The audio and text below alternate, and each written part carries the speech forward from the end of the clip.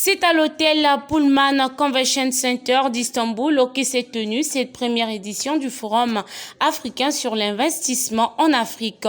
Initiative lancée par ATIC, qui est une organisation patronale regroupant plus de 2000 entreprises turques en collaboration avec la Chambre internationale pour le conseil et la promotion, y compris des partenaires clés tels que Perform Group Turquie et le gouvernement. Outre la première dame et la vice-présidente de la Gambie, plusieurs ministres, PDG, DG et hommes d'affaires venus de plus de 20 pays d'Afrique ont pris part à ce rendez-vous d'affaires. C'était des échanges fructueux entre Africains et Turcs qui ont passé de fond en comble les problèmes de l'énergie, de la santé, de l'agriculture, des NTIC et bien d'autres. Ce forum, qui a été à sa première édition, est une véritable plateforme stratégique de rencontres et d'échanges pour la promotion intégrée de l'investissement en Afrique. Il traduit la volonté du secteur privé turc, mais également des décideurs publics de l'État de Turquie de soutenir les entreprises et les gouvernements africains en vue d'un partenariat gagnant-gagnant. Les hommes d'affaires turcs sont prêts à apporter des financements, mais surtout leur expérience et leur expertise à l'Afrique. Les hommes d'affaires qui ont pris part à ce forum sont plus que satisfaits. Très content parce que nous avons eu donc une très grande association ici en Turquie qui est même parrainée donc par la première dame de ce pays.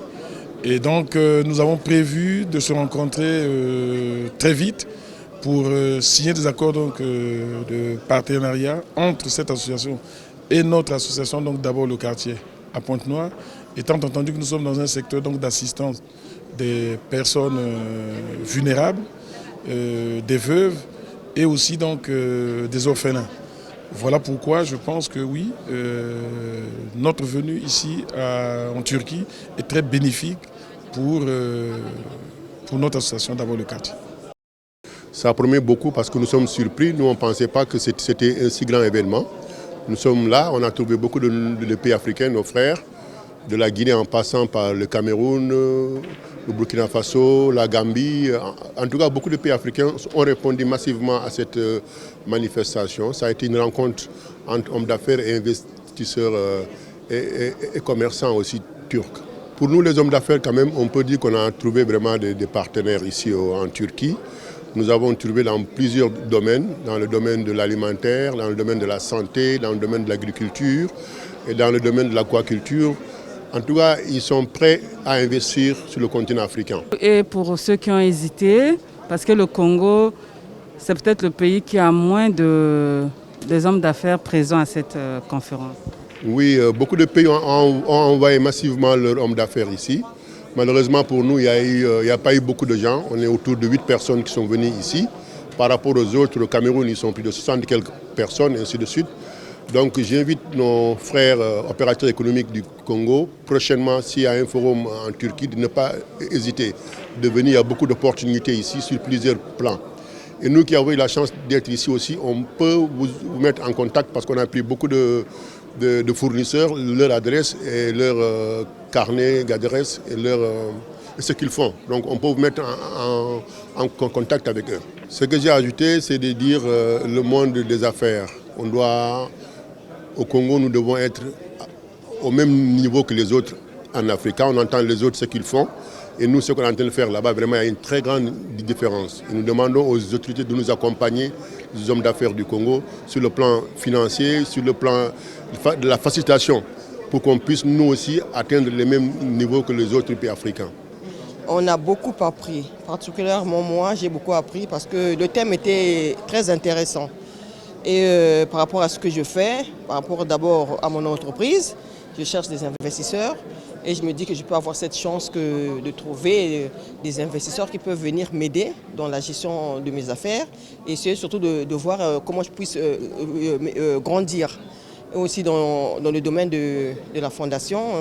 J'ai essayé de regarder de gauche à droite comment trouver des organismes, des associations pour aider les femmes et les orphelins. Ça me tient à cœur parce que je côtoie beaucoup les veuves, les orphelins, il y a beaucoup de problèmes et je suis venu ici pour essayer de regarder comment également on peut, que les Turcs puissent nous aider dans ce domaine. Et on a eu des contacts importants, mais bon, il faudra maintenant qu'on regarde et qu'on fasse des projets. Et par rapport à ces projets, ils nous ont promis qu'ils vont nous aider. Mais je pense que ça va se faire parce qu'on a beaucoup discuté et c'était très intéressant, très enrichissant et on sait qu'on va en retirer quelque chose. Oui. Il n'y a pas eu trop de Congolais, des hommes d'affaires et femmes d'affaires congolaises. Qu'est-ce que vous pouvez dire à ceux-là qui ont hésité?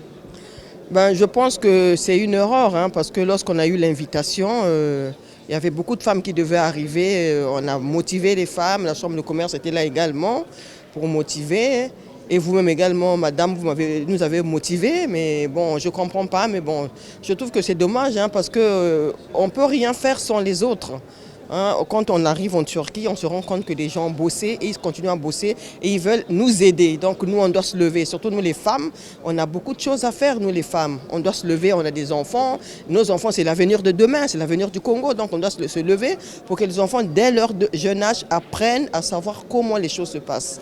Moi, c'est pourquoi je n'ai pas hésité à ramener d'autres femmes et des jeunes dames d'ailleurs, dont l'une est ma fille. Je lui ai dit, viens, il faut regarder parce que vous êtes le futur du Congo.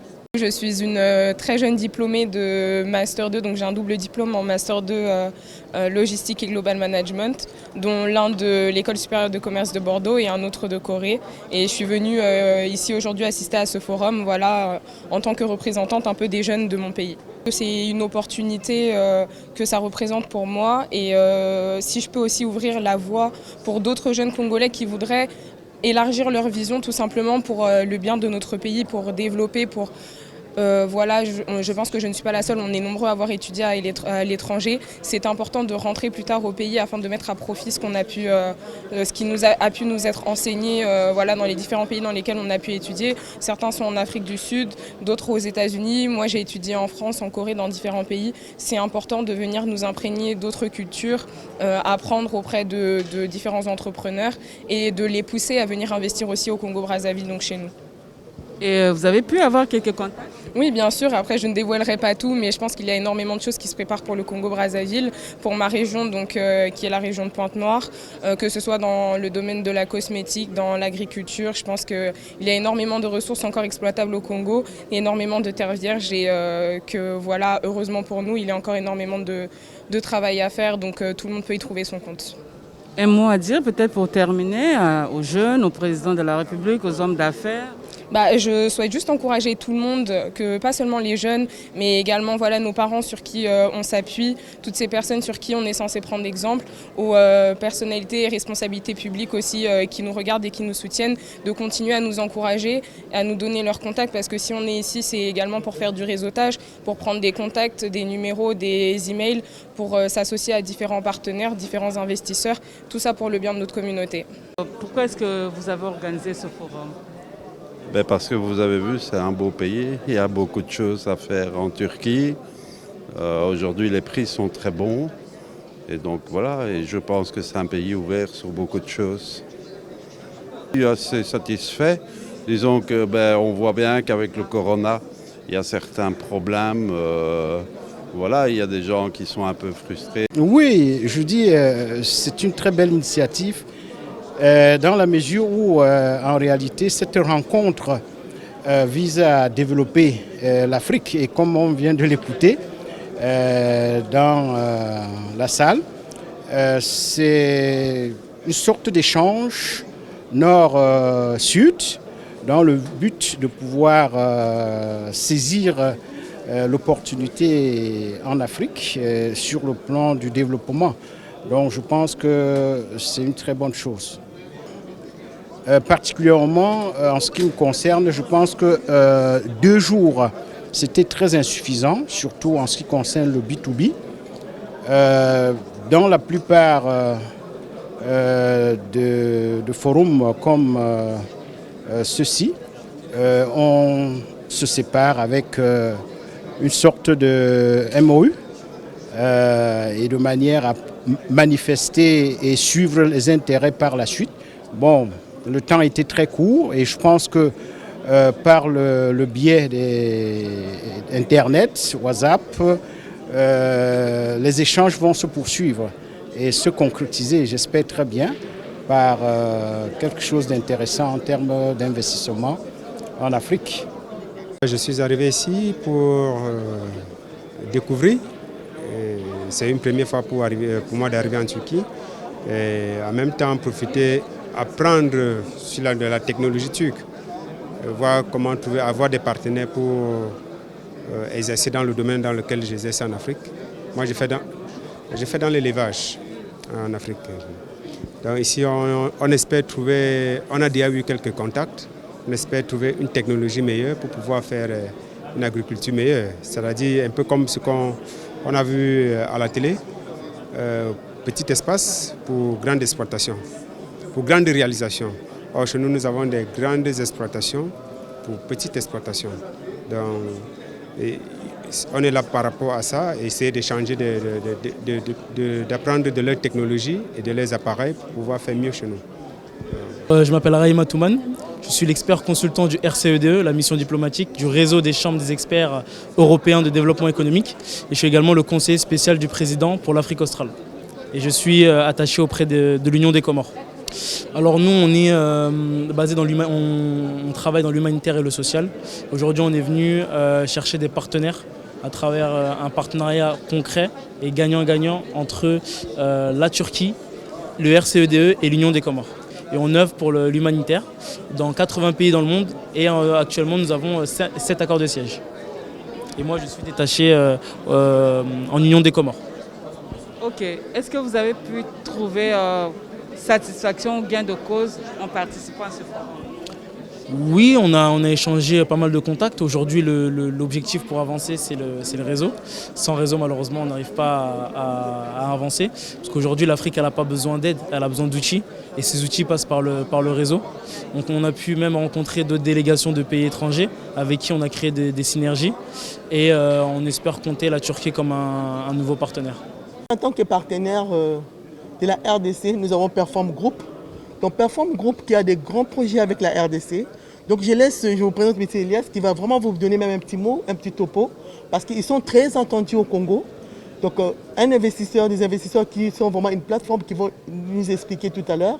Et nous voulons vraiment que nous puissions écouter comment il va nous dire par rapport à la RDC et qu'est-ce qu'ils ont déjà commencé. Et pour montrer vraiment que la Turquie et la RDC, c'est vraiment quelque chose qui marche. Bonjour. M. Elias, bonjour. Bonjour, je vous souhaite la bienvenue. Et je passe un grand bonjour à nos citoyens aussi de la RDC depuis la Turquie. Nous, en tant que groupe Perform, et moi qui est responsable en fait, du développement de relations entre l'Afrique et la Turquie, du groupe Perform, nous sommes déjà en contact avec des personnalités qui sont très bien placées au niveau de la RDC pour des projets sanitaires et des projets VRD. Où là actuellement nous sommes en train d'échanger par mail. Mais d'ici très peu, nous pensons nous rendre au RDC pour des rencontres visuelles. Je pense que ça va être des rencontres très fructives, même pour le RDC, même pour la Turquie. Nous souhaitons nous déplacer en RDC en tant que financiers et constructeurs de biens. Nous sommes intéressés par tout projet, c'est-à-dire sanitaire. Je sais qu'il est actuellement le président de la République de la RDC donne une très grande importance pour le plan sanitaire de son pays, où nous sommes en contact avec M. Gabriel de l'organisation OSAC au RDC et avec M. Simon Silencia. Et nous disons à plus tard, à prochainement, à notre rencontre au RDC avec M. le président de la République. Vraiment, vous êtes les bienvenus, M. Elias. Donc, c'est vraiment une bonne opportunité aussi pour tout le peuple turc qui nous écoute. Donc, Perform Group a déjà fait les pas, il a déjà vu le produit, il a déjà vu ce qu'il y a en RDC. Donc, venez nombreux nous rencontrer aussi. Donc, nous sommes une bonne porte d'entrée. Nous pouvons aussi saisir plusieurs opportunités d'affaires ici en Turquie. Et soyez les bienvenus au Congo. On vous attend. Merci beaucoup. Et je voulais aussi préciser un point. En fait, nous sommes une entreprise qui est surtout dirigée par par le gouvernement turc et nous donnons une très grande importance au niveau du continent africain. Nous voulons vraiment laisser un savoir-faire, une technologie sur le territoire. Ce n'est pas notre but de faire des échanges uniquement commerciaux. Nous voulons vraiment faire des échanges entre continent et continent.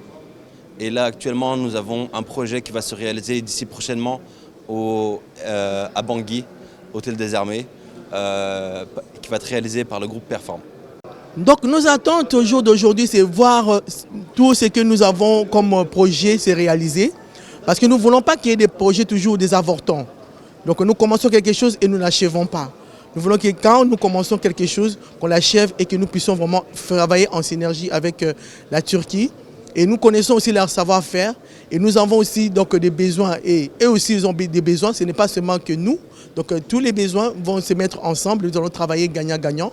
Et nous voulons vraiment dans ces ententes qu'il y ait des échanges de vraies collaborations donc, entre la Turquie et la RDC. Donc ce sont mes attentes. Nous voulons vraiment voir ces choses se réaliser au milieu de nous et que nous puissions vraiment voir ces progrès, ce que nous avons commencé aujourd'hui, vraiment nous puissions le toucher. Si c'est dans les secteurs agricoles, nous voulons le voir.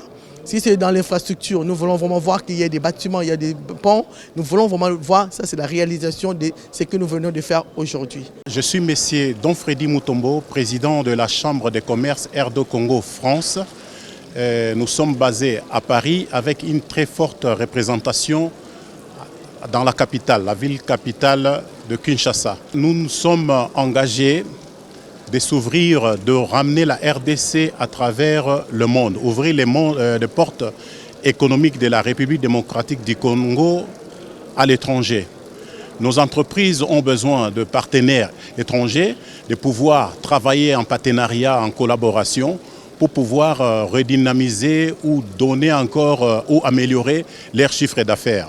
Alors, nous avions compris qu'il y a autant des entreprises intérieures donc de la RDC qui n'osent pas aller à l'étranger, non plus les entreprises étrangères, ils n'ont pas la facilité pour aller en RDC. Alors nous nous sommes dit par rapport à ces forums, on se rapproche, on va chercher ces gens-là pour leur dire que nous sommes ouverts, la porte de la RDC est ouverte économiquement, venez nous voir, venez nous consulter, il y a beaucoup de facilitations, d'accompagnement, d'assistance, de pouvoir faire les affaires avec la RDC. Je suis Mazou Ayoueningini, directeur général de l'entreprise MA Logistique. Nous sommes dans la logistique, nous sommes commissionnaires agréés en douane, transporteurs agréés en douane en zone CEMAC. Nous sommes aussi dans l'import-export et nous sommes heureux d'être là. Nous sommes venus exactement à Istanbul pour un partenariat, à la recherche de partenariats gagnant-gagnant pour le compte de l'Afrique et du Cameroun en particulier que nous représentons ici à travers cette forte délégation. Et nous avions la chance peut-être de faire de très belles rencontres qui pourront naturellement se traduire en de très grandes opportunités dans nos différents secteurs d'activité. Aujourd'hui, l'Afrique a besoin de ce partenariat gagnant-gagnant. On n'a plus besoin de ces exploitants, ces pyromanes qui venaient autrefois prendre tout ce que l'Afrique produisait et repartir avec sans contrepartie. Alors aujourd'hui, je pense en tant qu'Africain panafricaniste, nous voulons ce partenariat gagnant-gagnant pour tous les pays d'Afrique. Quant aux représentants des ministères en charge des télécommunications et du ministère du Développement industriel et de la promotion du secteur privé du Congo, la moisson a été bonne. Ils ont saisi cette opportunité pour nouer des contacts avec des grands investisseurs turcs, à savoir le groupe Perform, sponsor officiel de ce forum spécialisé dans le domaine de la construction, de l'architecture, de l'industrie, de la santé, de la technologie, des télécommunications et du numérique. Çimento fabrikası üzerine bir görüşmemiz oldu. Nous avons parlé de ce qui tenait à cœur au gouvernement congolais, c'est-à-dire l'installation d'une usine de ciment sur place. Puis nous avons discuté de ce que nous pouvions apporter en matière d'énergie, en matière d'industrie textile. Enfin, nous avons parlé aussi des investissements que nous pourrions faire dans les différents domaines. Aujourd'hui, ce que nous avons développé, c'est un accord d'intention mutuelle que nous comptons signer avant le départ de la délégation congolaise. Enfin, nous pensons rencontrer les responsables politiques et économiques sur place une fois que nous aurons envoyé nos projets à la délégation pour les présenter, pour faire un travail de terrain, déblayer le terrain pour nous avant d'aller sur place. Alors ce que nous attendons des partenariats que nous comptons développer avec les pays d'Afrique, c'est d'abord des partenariats, et surtout c'est des partenariats économiques, sociaux mais aussi politiques. Notre intention n'est pas de chercher des investisseurs sur place ou des créanciers. Notre intérêt sur place de travailler avec des locaux, c'est surtout de trouver des personnes expérimentées qui connaissent leur pays, qui connaissent leur économie, qui connaissent le tissu social du pays, qui connaissent la politique du pays et qui pourront nous aider à nous installer et à faire des affaires sur place en partageant avec nous leur expérience et leur savoir-faire. Nous ne cherchons absolument pas dans nos relations, et c'est comme ça que nous travaillons avec le reste du monde de toute façon. Pour les finances, les créanciers, nous ne cherchons pas de créanciers. Par contre, ce que nous cherchons désespérément, ce sont leur expérience et leur savoir-faire. En matière de télécommunication, ce que je viens de retenir et d'apprendre surtout de vous, c'est que effectivement nous pourrions faire partager au Congo notre expérience en matière d'infrastructures de télécommunication. Pour ne donner qu'un petit exemple, par exemple, quand le reste du monde utilisait la 4G, nous étions passés à la 4,5G. Nous avons une expérience, je pense, solide dans ce domaine.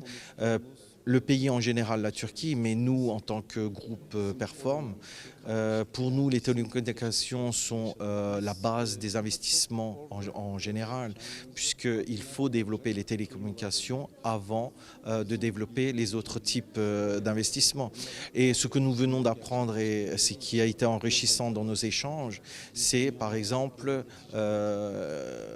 qu'il faudrait investir, par exemple, nous pourrions investir dans les télécommunications et plus particulièrement au développement du réseau Internet sur place.